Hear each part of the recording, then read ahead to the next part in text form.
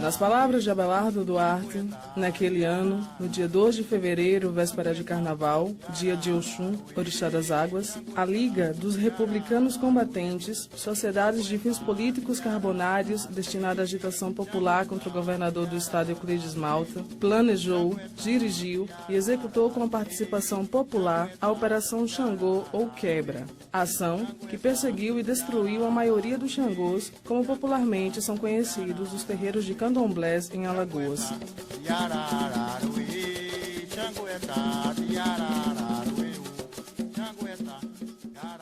A senhora já ouviu falar do Quebra de Xangô? Quebra de Xangô? Do Quebra? Não.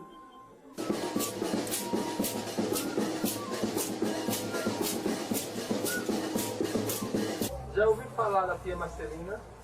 Quem? Tia Marcelina. Não, conheço a tia Celina dali.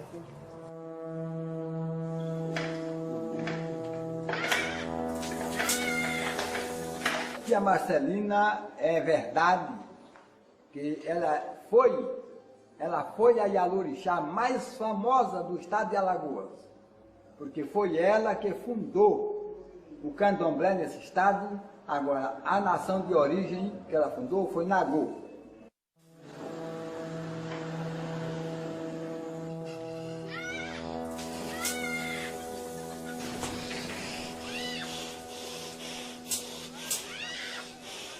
E o senhor já ouviu falar do Quebra dos Terreiros em 1912? Rapaz, eu já ouvi falar, mas não tenho conhecimento dele, não. 1912? Meu Deus! Meu Deus! O que foi aquilo? Para entendermos o período do Quebra de 1912, é muito importante rememorarmos o período de 1911 e contextualizar o estado de Alagoas nesse período. Estávamos sob o governo de Hermes da Fonseca, o governador do estado era Euclides Malta, existia uma oposição ferrenha a Euclides Malta, porque Euclides Malta estava há 12 anos no poder. De família rural abastada, Euclides Vieira Malta, advogado, bacharel, ascende política e socialmente através do casamento com Maria Gomes Ribeiro Malta, filha do Barão de Traipu, remanescente da monarquia com grande influência política na região. Bom, esse casamento que ele estabelece com a filha do Barão de Traipu é que vai possibilitar a ele, né, o ingresso na vida política, né? O Barão de Traipu era uma dessas figuras que representa a transição entre a monarquia e a república. À medida que ele vai, vamos dizer, ingressando na vida política, que ele vai, vamos dizer, se envolvendo com os níveis mais elevados da política, ele se transfere para a capital. Assim, aqui, depois de ter conquistado essa posição de governador, ele vai lentamente se distanciando do seu sogro. Ele imediatamente torna-se proprietário de um jornal, A Tribuna, e a partir, né,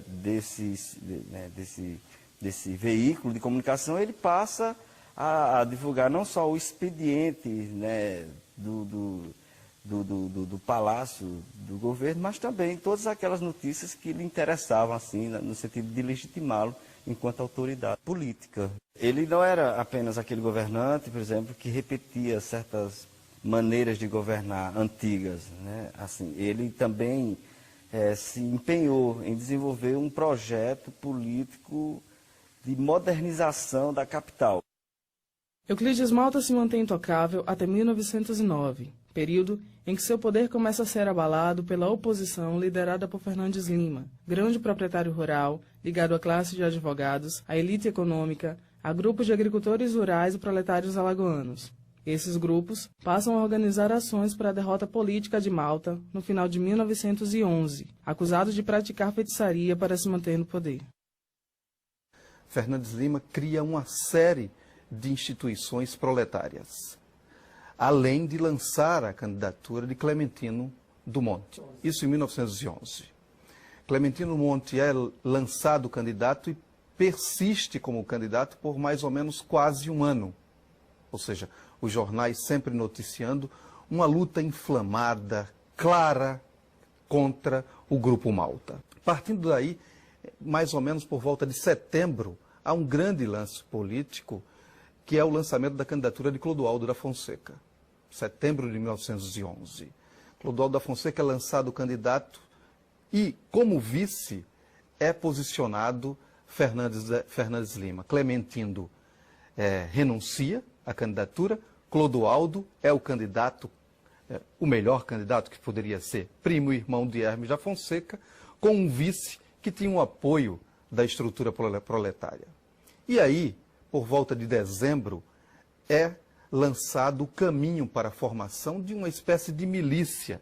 A Liga Republicana Combatente, que era presidida por Manuel Luiz da Paz, possuía dentro da sua estrutura membros que tinham vínculo estreito com o Partido Democrático, ou seja, estreito com o poder vinculado ao Partido Democrático de Fernandes Lima. A existência da Liga está muito relacionada ao Partido Democrático e ela fez a parte difícil de ser realizada por um partido que foi essa ação específica vinculada aos terreiros, vinculado aos Xangôs. Ou seja, a Liga era beata, inflamada e incendiária. Ela tinha um caminho que era levar, de certa forma, criar condições para que o poder maltino fosse diminuído. E isso parece que tem um efeito devastador, né? Essas acusações de ligações dele com os terreiros causa realmente um estardalhaço, né? De modo que ele fica completamente desmoralizado. Caô, cabeça lé Xangô, cabeça lomba. Porque a oposição de Fernandes Lima, né, teria usado esse argumento da associação de Euclides Malta às casas de culto para fazer uma contrapropaganda do governador. Porque ele sabia que esse argumento ecoava negativamente na população. Então, essa era uma população preparada secularmente para não gostar dessas referências, para se envergonhar dessas referências, né? Para querer esconder do resto da população esses traços da nossa suposta africanidade. Bonica, era um jaqui, cangê, era um regi. 3 ações foram preponderantes, vinculadas a Euclides Malta, para que surgisse um caminho do partido, que o Partido Democrata combatesse de forma veemente. Ou seja, a primeira foi vinculada à luz elétrica. A luz elétrica em Maceió, particularmente, que foi dado uma espécie de comodato ao grupo Bastos e Malta, ou seja, por 50 anos. Outro dado importante foi o empréstimo contraído por Euclides Malta em bancos estrangeiros. Esse empréstimo, um empréstimo rumoroso, que deu pano para que o grupo dos democratas começasse a trilhar um caminho contrário ao seu poder. Fernandes Lima e seu grupo político não julgam suficientes as ações ilegais da administração maltina para sua desmoralização, mas sua suposta ligação com os terreiros de Candomblé, principalmente o de tia Marcelina, acusada de proteger Euclides Malta e seus correligionários com feitiçarias.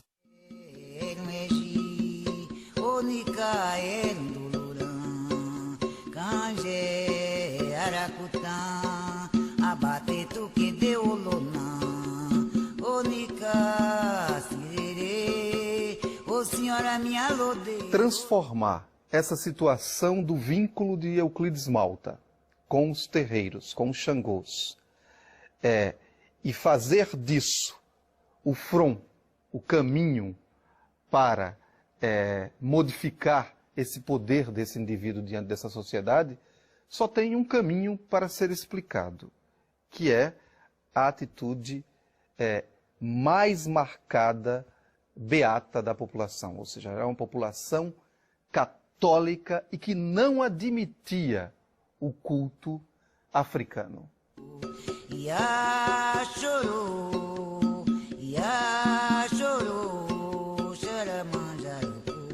Imaginemos 1911, a Liga formada por Manuel Luiz da Paz, que era um sargento reformado que tinha militado em Canudos. Imaginemos também que estávamos muito perto do período da pós-escravidão, ou seja, um período difícil. Alagoas possuía terreiros de Umbanda, ou seja, os denominados Xangôs, em cada longínquo bairro. Essas pessoas tinham ligação direta com a África, ou seja, por meio de parentes, ou alguns eram africanos.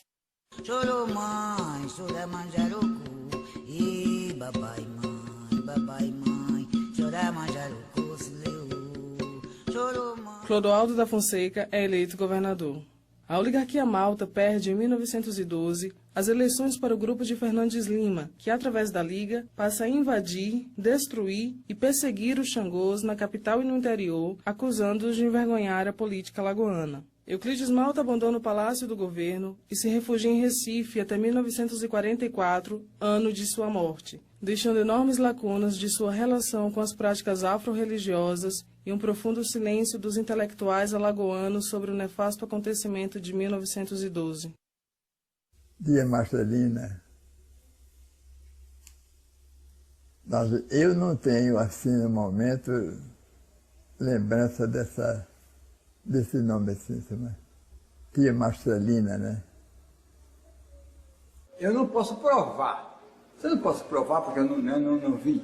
Agora, o meu avô de santo falava que o ex-governador Euclides Malta, ele era filho de santo da tia Marcelina e o orixá dele era Obá.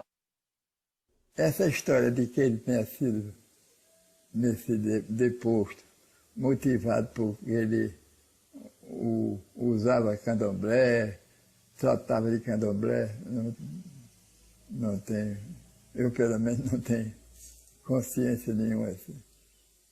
Ele era uma pessoa muito simples e sem arrobo, sem atuação assim, autoritária, quase, uma pessoa pacata. A ideia que eu tenho dele, com o tempo que nós convivemos, ainda me lembro até de uma vez em que ele me disse o seguinte: meu filho, eu conheci muito tarde, entendeu? Então, por uma razão qualquer, uma coisa que gravou na minha cabeça. Os terreiros que foram primeiro atacados foram aqueles que se situavam nas imediações da sede da Liga, inclusive o principal deles, o terreiro do Chico Foguinho. Existem algumas informações acerca do terreiro da tia Marcelina, né, que se situava aqui nas imediações da Praça Sinibu. Mas outros dão informações de que ele também estava localizado ali, naquela região da Levada. Então, assim, depois de terem invadido os terreiros mais próximos, de terem, queimado parte dos objetos sagrados daquelas casas, de terem conduzido algumas das imagens que eles cultuavam em procissão pela cidade, eles foram percorrendo, né, fizeram um roteiro de destruição que tinha como foco as casas de culto. A partir de 2 de fevereiro de 1912, os terreiros em Alagoas foram violentamente invadidos. Os dados orais confirmam que o primeiro a ser violado foi o de tia Marcelina, acusada de manter vínculos diretos com o ex-governador. As invasões se estendem de forma sistemática para todo o estado até meados do século XX. Primeiro pela Liga, depois pela polícia, que não registra uma só queixa sobre as perseguições, profanação e maus-tratos aos Xangôs e seus adeptos. A saga de resistência desses grupos comove Babalorixás, Ialorixás e Iaôs. Quando houve a repressão e o quebra dos terreiros de candomblé, quando quebraram o terreiro dela, o que aconteceu foi quando houve a evasão da perseguição, aí disseram, bateram, lascaram a cabeça dela, quebraram o braço, quebraram a perna, e ela caiu. Quando caiu, disse assim: bate, moleque, lasca a cabeça, quebra a perna, quebra o braço, tira sangue, mas não tira saber. Não, 1912, não. Ai, meu Deus. Ai, ai, ai, ai. Oi, oi. Bate, moleque, bate. Bate, moleque. Quebra braço, quebra perna, lasca a cabeça, derrama sangue, mas não tira saber.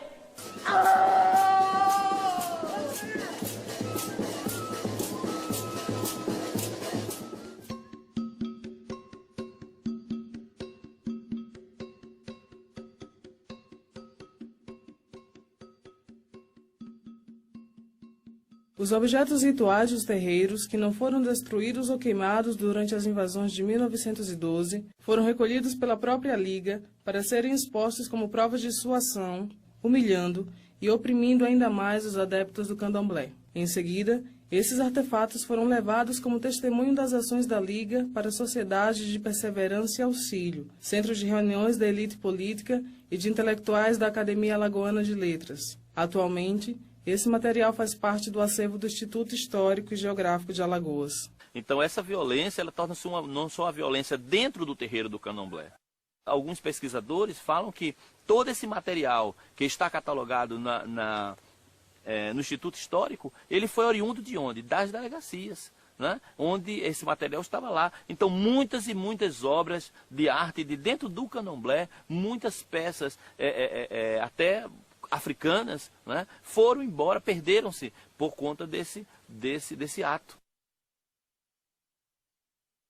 Nessa época esse quebra foi para muitos terreiros, a perseguição foi muito grande, foi mestre Adolfo, mestre Inácio, mestre Félix, mestre Roque, mestre Salles, muitos mestres, Antônio Figueira, Mané de Loló, Chico Foguinho, Manuel Bolachinha, esse povo todo sofreu. Tia Loló, as tias por aí, tia Babaré, tia Rosária, muitas tias, né? Quer dizer, o povo todo sofreu. Quem não foi quebrado os terreiros, porque fechou a casa de santo e viajou, e mudou de endereço, mudou de local e assim por diante. O quebra de 1912 para o candomblé em Alagoas tem como consequência a extinção de vários terreiros e a dispersão de Ialorixás e Babalorixás, impedindo a continuidade da expressão afro-religiosa no Estado, como, por exemplo, o Xambá. Enquanto isso, outros seguem suas práticas às escondidas, em silêncio.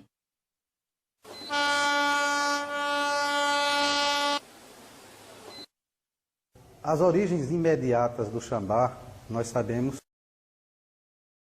que é uma nação de candomblé que foi introduzida em Pernambuco pelo babalorixá alagoano Arthur Rosendo Pereira, no início dos anos 20. Não numa consequência imediata, mas a gente sabe que a migração de Arthur Rosendo de Maceió para Pernambuco se dá num tempo em que os terreiros de candomblé não funcionavam abertamente em Maceió, por conta do quebra de 1912. Os terreiros não podiam tocar, por exemplo. Então, o babalorixá Arthur Rosendo Pereira migra de Alagoas para Pernambuco, para o Recife, propriamente dito, e aqui, no início dos anos 20, ele abre o seu terreiro no bairro de Água Fria, que era já um bairro onde haviam vários outros terreiros. O Xambá é uma nação de candomblé, pouco conhecido aqui no Brasil, porque aqui é mais conhecida é o Nagô. Aqui só existia Nagô, entendeu? Aí veio o Xambá com Mestre Aurélio, sendo do Pai Rezende, né? O Pai Rezende foi embora e deixou eles aqui. Eles não correram, eles ficaram. Através das nossas pesquisas, das referências bibliográficas que a gente conseguiu obter, nós sabemos que existe uma etnia, um povo, que se localiza na região dos Montes Adamaua, no vale do rio Benué, que fica onde hoje se encontra um país chamado Camarões. É uma etnia, é um povo que lá ainda existe. A denominação original seria Chamba, mas aportuguesando aqui no Brasil, seria a nação Xambá. Aí a mãe de santo dele morreu, ele passou para a casa do avô, para a casa do seu Aurélio. Aí ficou. O seu Aurélio sendo o chefe do Xambá no estado de Alagoas, que não tinha outro Xambá, só tinha ele. O que nos liga a esse povo, ou essa etnia, que dá o nome à nossa nação, nação Xambá, é o fato de que Arthur Rosendo esteve na África, esteve em Dakar, e lá ele teve contato com o chamado tio Antônio, que seria membro da nação Xambá, seria do povo Xambá. E é com ele que ele aprende, que ele traz determinados conhecimentos que vai formar o que a gente chama hoje de nação Xambá. Aí passou o direito para Benedito Lins Calheiros, meu pai de santo. Meu pai de santo moveu o Xambá no estado de Alagoas até 1993, quando ele faleceu. Quando ele faleceu, me chamou e me entregou o Xambá a mim, que sabia que eu era o único que podia dar continuação ao Xambá.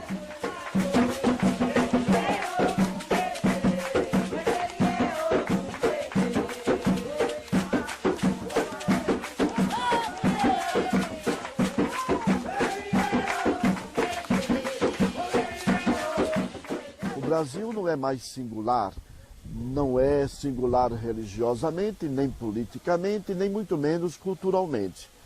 A religião cristã no Brasil também não é singular.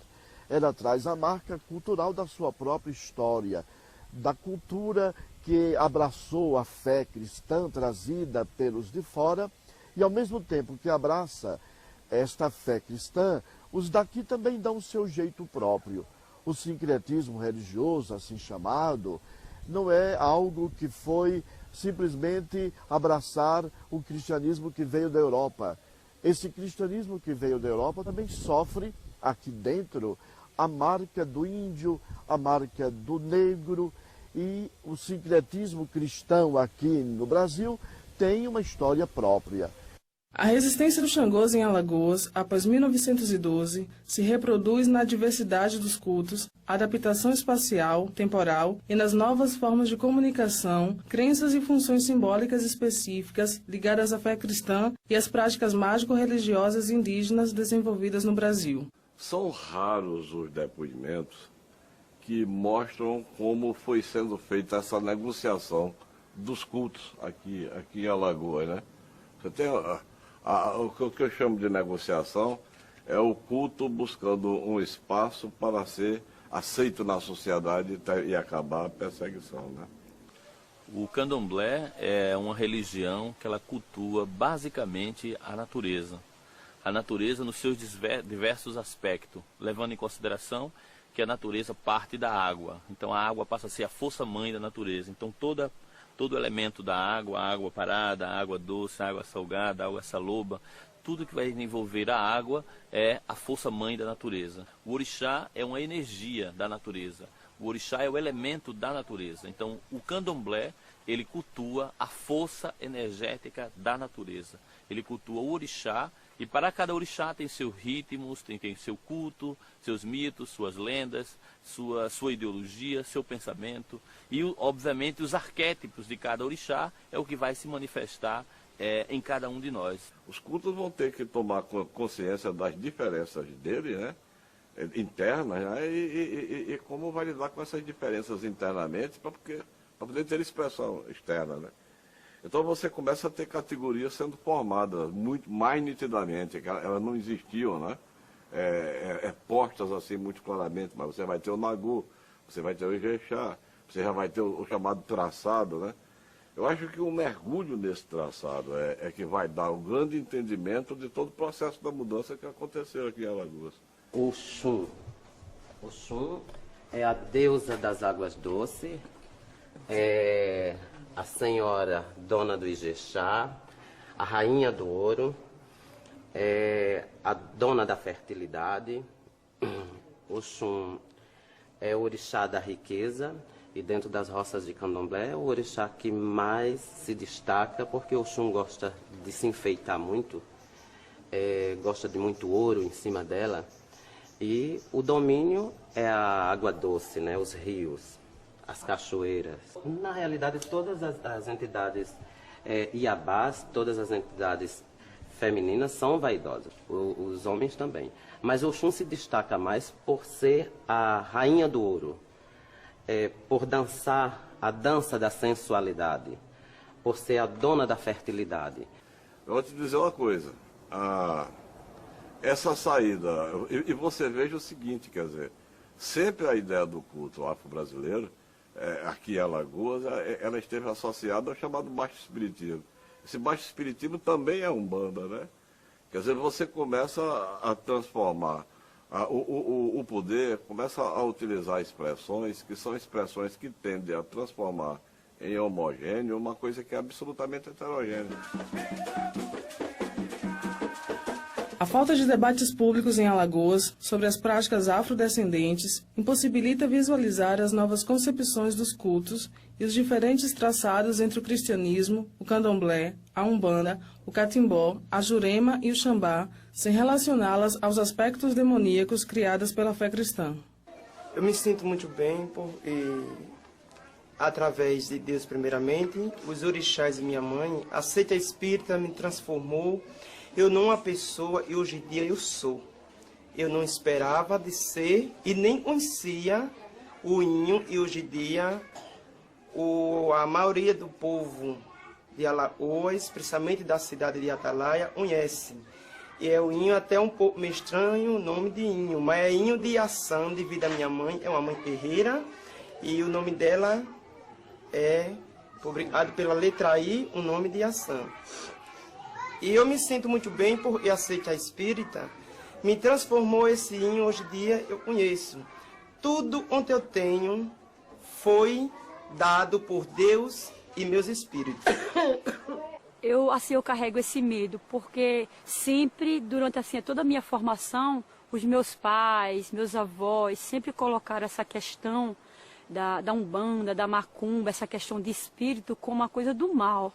Isso é uma coisa diabólica, não é uma coisa de Deus. Então você vai crescendo com esse medo muito grande.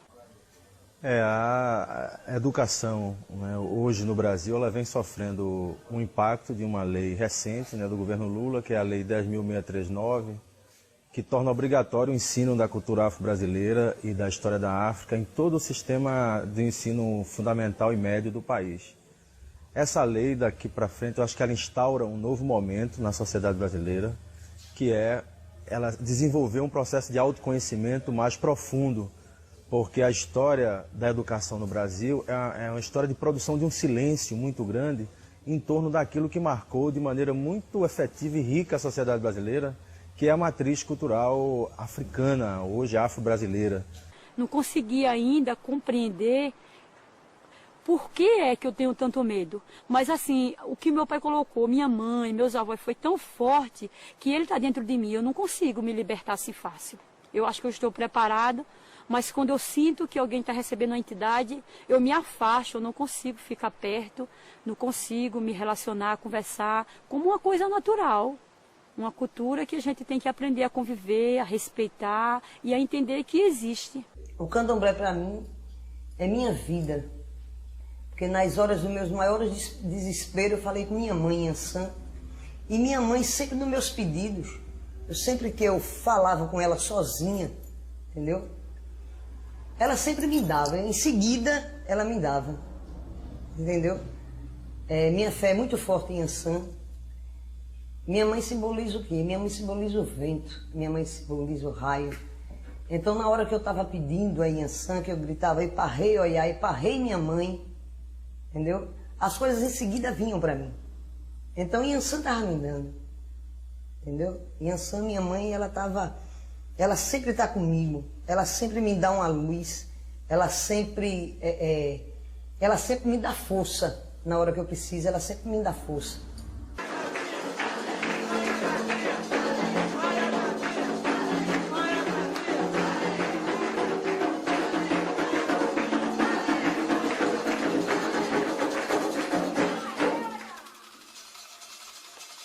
Exu é o Deus da noite, da orgia, é o Senhor das encruzilhadas. E por que normalmente a gente não pode, assim, você não pode mostrar, por que é tão... É porque Exu é o lado esquerdo da religião.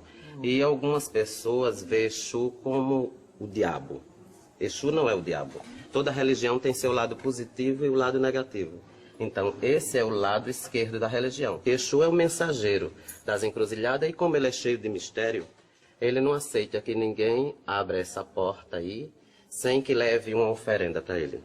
Mãe Netinha, ela nasceu em 1906 e foi registrada em 1912. Por conta de, naquele tempo, a gente não ter, no nosso estado, um cartório, né? Então, logo depois, em 1912, tivemos um cartório e aí ela foi registrada. Mas Mãe Netinha, ela faleceu aos 28 de julho de 2006, com 99 anos. Ela deixou o trono dela de Oxum, tá? Que é o orixá da casa, para Luandê.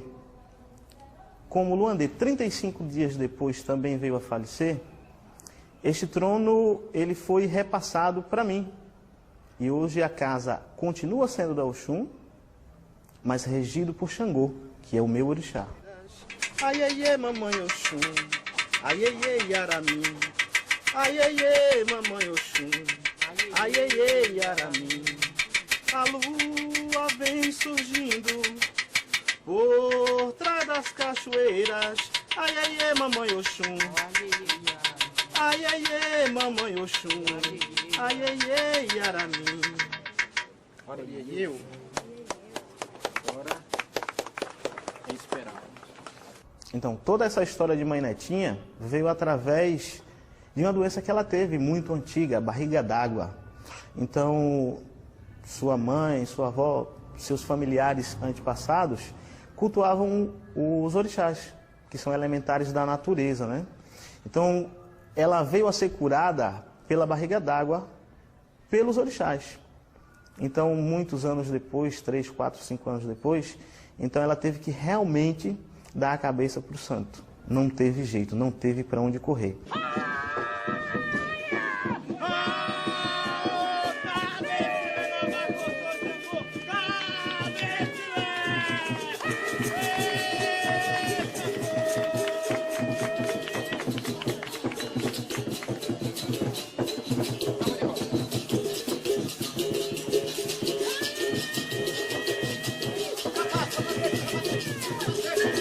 As pessoas que procuram o candomblé, às vezes, geralmente, sim, é para cuidar das correntes, para mostrar o que sabem, e muitos para procurar uma pequena ajuda, ou seja, no amor, ou seja, em negócios, como muitos procuram aqui, trabalho, não tem o compromisso dentro do espiritismo, mas procura para que a gente possa ajudar no trabalho, para que a gente possa ajudar no amor. Por quê? Porque o espiritismo, porque é uma solução mais rápida, digamos assim, né? Por isso que a gente procura o Exu ou o Pombogira para resolver problemas amorosos, que é ela que resolve. É Exu que abre caminho, que abre a estrada, que é dono das encruzas. Ou seja, até muita gente usa até de má fé os Exu para que possa destruir ao próximo. Hoje seu barulho morreu, vou dar pato delegado. Seu barulho morreu, vou dar pato delegado. Já chegou seu Zé Pilinha,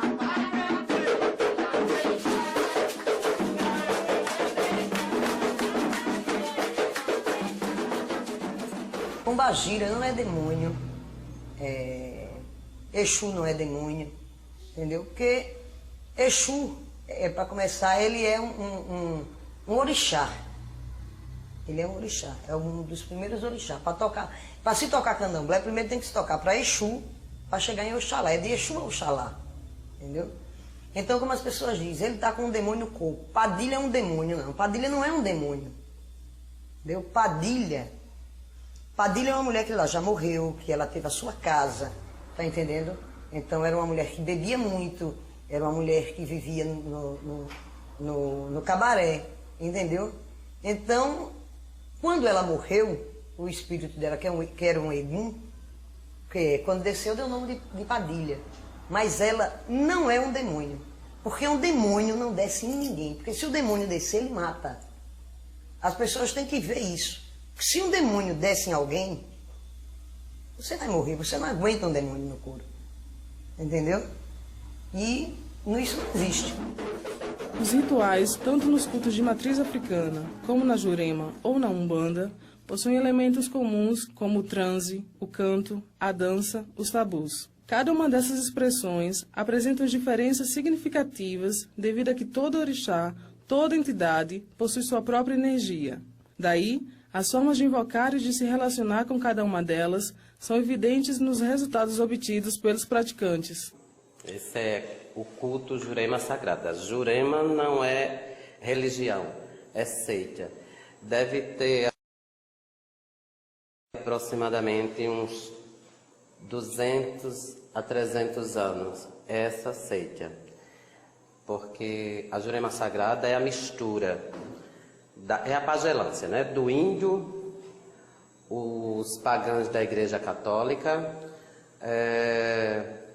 os bruxos da antiga Europa, que fundaram o culto Jurema Sagrada. E esse culto chegou ao Brasil, na época que esse culto veio ao Brasil, não usava tabaco, só a famosa mesa branca, a mesa de sessão, onde se fazia orações na mesa e chamava o espírito das pessoas que se foram desse plano. Esse culto aqui é diferente do candomblé, porque se chama os eguns, espírito dos que foram desse plano para o outro. O candomblé não conhece a Jurema Sagrada. Aqui é o terreiro de orixás que a África não conhece. A África não conhece o preto velho, que incorpora fazendo uma oração, rezando um rosário. Então, dentro do culto Jurema Sagrada existe o caboclo das águas, que é o marujo. Existe o caboclo do azeite, que é o boiadeiro.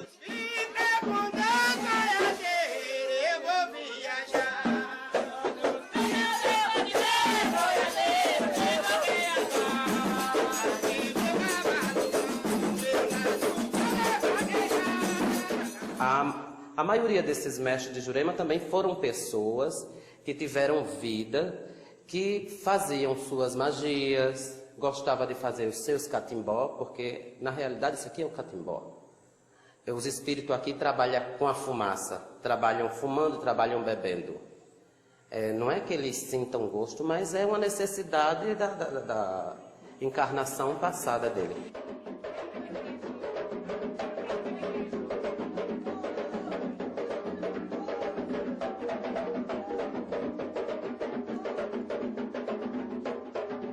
No início do século XX, a população em Maceió era de aproximadamente 30 mil habitantes. Estima-se que existiam na capital, em média, 50 terreiros. A perseguição se estendeu para outros municípios, como, por exemplo, Atalaia, Santa Luzia do Norte, Cajueiro, Viçosa, entre outros. Apesar do quebra de 12, os terreiros se desenvolveram em silêncio. Hoje, calcula-se que existem mais de 2.000 xangôs espalhados pela capital e pelo estado. Quando o doutor Euclides Malta foi embora, perdeu as eleições, foi embora, antes de viajar, ele recomendou a madrinha, a tia Marcelina, que ela fosse embora, passar para a Bahia, fosse embora, não ficasse em Maceió, porque depois o outro governador estava tomando posse, ele não ia aceitar, ele não ia consentir em candomblé, porque não se dava com o negócio de candomblé, ia proibir, ia haver uma repressão séria. E ela não foi, não tomou o conselho dele e permaneceu em Maceió. Então, após a posse do novo governador, daí a poucos meses aconteceu a repressão. A tia Marcelina da Costa, nos momentos de aflição, de dores, de aflição que ela passou, ela chamava muito por Xangô Dadá. Meu pai Xangô Dadá. Meu pai Xangô Dadá, caô cabecilé, caô cabieci. Não é porque Xangô Dadá fosse o orixá dela. Ela era filha de Ogum Jobi. Clamava, chamando por Xangô Dadá, pedindo justiça pelo que aconteceu, pelo que passou, pelo que ela estava sofrendo, pelo que ela sofreu.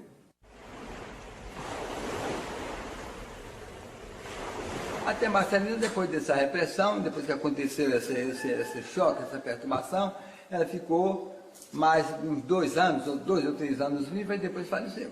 Quando se quebra os terreiros de Maceió, todos, ou quase a totalidade desses terreiros, em 1912, Na realidade, esse é uma culminação, né? É o ponto principal, vamos dizer, onde deságua a exemplaridade dessa violência cultural construída.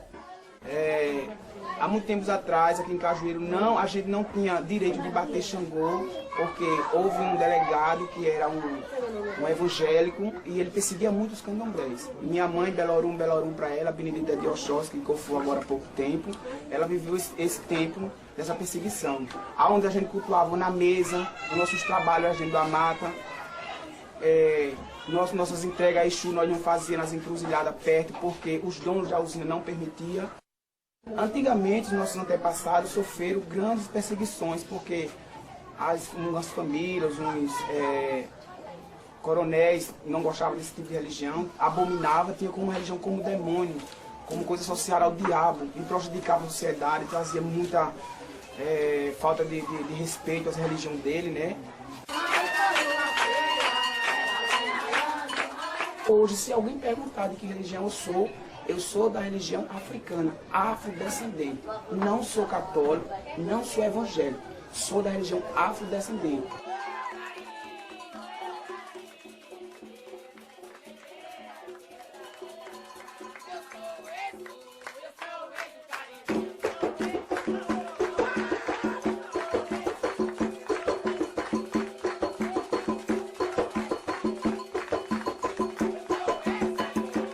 Então, não é assim, uma violência localizada, né, só para os terreiros. A violência estava pontuada em muitos aspectos do território alagoano, né? Por exemplo, a crônica do Félix Lima Júnior, para voltar para uma referência, né, histórica, ela dá exemplos de como, em plena luz do dia, por exemplo, personagens que tinham vivido situações, né, de constrangimento com políticos,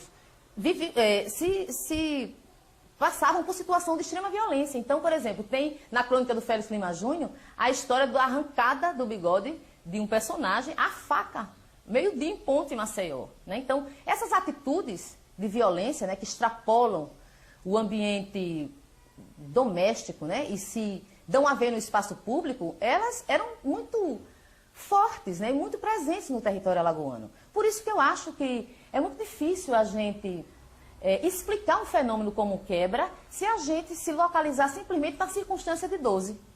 Né? Na verdade, ele só culmina, essa violência só culmina, e ela ainda está presente nos dias de hoje. Né?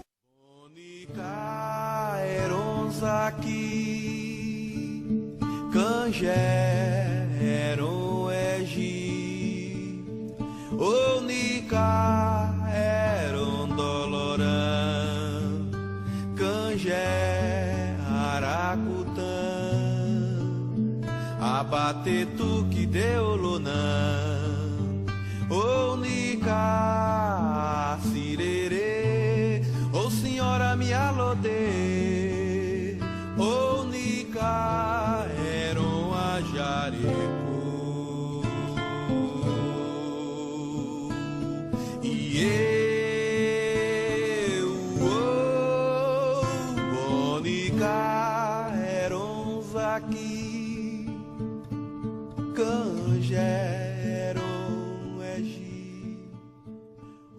Eu acho que o evento da destruição dos terreiros, aqueles dias de violência, eles estabeleceram um código de convivência posterior extremamente severo, moralizador e controlador do espaço urbano. Eu creio que o quebra, ele se apresentou como uma pedagogia exemplar, para usar uma palavra definitiva sobre isso. Não é? A violência do quebra, ela não sendo única no país, ela aqui foi muito mais efetiva e eficaz nos resultados que gerou. Né? Porque o que nós observamos é que quando o carnaval, por exemplo, que é uma festa que particularmente eu estudei, quando o carnaval se torna uma festa de massa, uma festa mais popular e mais participativa na cidade, no final dos anos 20 e, sobretudo, a partir dos anos 30, alguns mestres de maracatu, algumas lideranças claramente vinculadas à vida dos terreiros, só puderam aparecer, pelo menos na imprensa, nos jornais, nas notícias, enquanto brincantes do folclore alagoano. Isso era do meu pai. No tempo que eu era moço, o povo respondia. Eu cantava que a etnia, cantava em Pernambuco, da Bahia se ouvia. Não, Deus me livre. Eu não topo com aquela seita, é uma seita. Eu não gosto, entendeu? Não é que aquilo ali maltrata o povo, deixa o povo sujo, deixa o povo sem nome, deixa o povo sem valor. Não é não. Meus pais nunca assistiu isso, a minha mãe nunca assistiu. Eu nasci, me criei, nunca assisti. É isso que eu não dou esse valor. Na verdade, toda essa coisa ela está invisibilizada porque existe uma elite alagoana, né, que adota uma modernidade vazia, não uma modernidade situada, uma modernidade que vai tomar como parâmetro, não é, esse enraizamento, né, essa assimilação. Então a elite alagoana ela não assimilou a cultura popular. Nota que eu não estou falando, quando ela vai assumir a cultura popular, ela vai assumir de uma forma preconceituosa. Folclore. Folclore para quem? Né? Folclore é a partir de onde? Culturas populares. Num certo sentido, o movimento folclórico obscureceu também as práticas negras locais. Porque aquilo que pôde ser dissimulado, aquilo que pôde ser hibridizado, aquilo que pôde ser transformado em cultura popular, né, teve condições de existência e de propagação, como o reizado, como o guerreiro alagoano, que são formas híbridas, onde essas referencialidades afro-brasileiras já estão bastante dissimuladas e perdidas e afastadas e seccionadas, né, das formas mais litúrgicas do culto que os afoxés e os maracatus traziam para as ruas. Imaginemos o período do quebra de 1912. Existia possivelmente uma única pessoa que poderia ter modificado essa tragédia. Essa tragédia poderia ser modificada com a atuação direta do político Fernandes Lima. Ele não o fez. Então 12 foi a culminação, vamos dizer assim, eu acho, né? A culminação do sucesso da incorporação dessa linguagem violenta, dessa linguagem exemplar, né? Dessa violência como estilo, como forma de reação, né? Como forma de vida do território alagoano, né? E da nossa capital, Maceió. Fernandes Lima, diante do quebra, lavou as mãos. Tinha informação confidencial, lavou as mãos e não teve a atitude. Consequentemente, a punição não será para o Manuel Luiz da Paz, que foi o executor. Talvez, mesmo não sendo o mandante, Fernandes Lima recebeu a caracterização que era o mandante. Se existiram atitudes vinculadas a trabalhos, a maldição diante dessa situação, elas caíram na figura do Fernandes Lima.